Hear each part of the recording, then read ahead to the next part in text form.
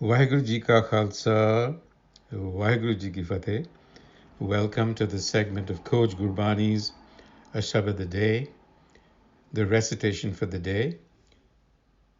Sri Rag Mahalla Panjwa, Man Tan Dhan Jin Prabh Diya, Rakhya Sahaj Sawar, Sarb Kala Kar Thapya, Antar Jot Apar, Sada Sada Prabh Simriya, Antar Rakh Urtar, Mere Man, हर बिन अवर न कोय, प्रभ सरणाई सदा रहो, दुख न व्यापे कोय रहाओ, रतन पदारथ माणका, सोयना रूपा खाक, मात पिता सुत बंदपा, कूड़े सभे साक, जिन कीता तिसह न जाणई, मन मुख पस ना पाक, अंतर बाहर रव रहा, तिसनो जाने दूर, तृष्णा लागी रच रहा, अंतर हਉ मैं कूर, भगति नाम विहूणिया, आवह वंजह पूर,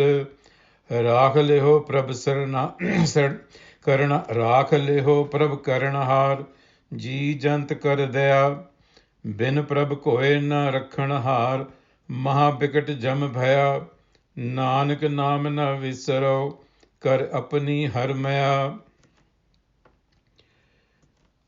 So it starts off the passage by telling us that we are endowed by the Prabh, which is our creator self, with certain capacities. And what are those capacities? We have an all-powerful mental structure, man, that enables us to perceive, to think, to ideate, to discriminate, and tan, a body that can put those ideas into action. In other words, the very word tan means to stretch. That is, the body can stretch those ideas into action. And dhan, which is usually translated as wealth, but here in this context, it means that you have the capacity to bring your ideas, stretch them into action, and bring them to fruition. Man tan dhan Jin Prabh Diya. And the Prabh also instills in us the force of will, or the capacity for resolve and motivation. And above all, it installs itself, the Prabh, within us as the essence. Sarab kara karthapya, antarjot apar. So having bestowed us, the Prabh also provides itself as a natural protection. Rakhya sahaj sawar. This realization or awareness is what must shape our lives.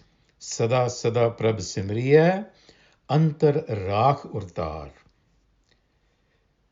And so the reflection or the rahau, the pause in this passage is my mind.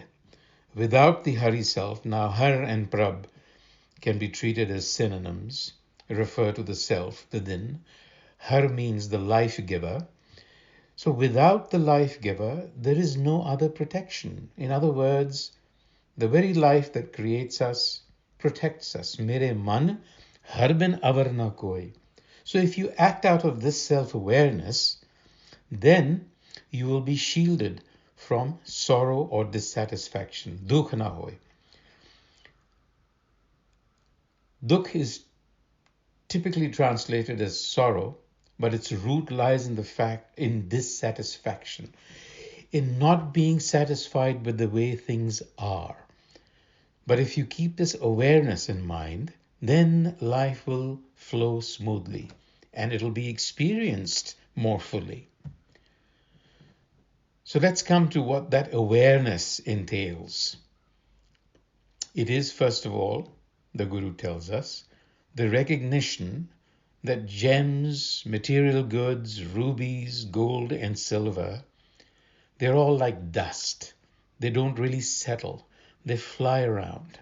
Ratan padarth manak soina rupa khak. The other realization is that mother, father, children, and all kinship are passing relations. Mat Pita Sud Bandapa Kure Sabbe Sak. So the message here for us is that the awareness is a recognition, a realization that, and this is an intuitive realization, that the transience of material forms is what we live in. Conditioned existence within a flux.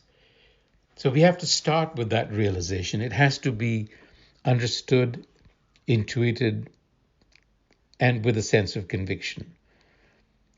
However, we have a problem. We are our own enemies. Our innate tendency, the way we are made, our default state, is to cling to sensory experience, Trishna, which creates a false center within us called Haume. Trishna lagi, that means it clings to you. Raj raya antar, being created inside of you. Haume kur, a false center, a false sense of I. The term Trishna is commonly translated as desire, but it also signifies more deeply our innate will to live. It is that will to live which leads to a clinging, Trishna lagi, to the senses.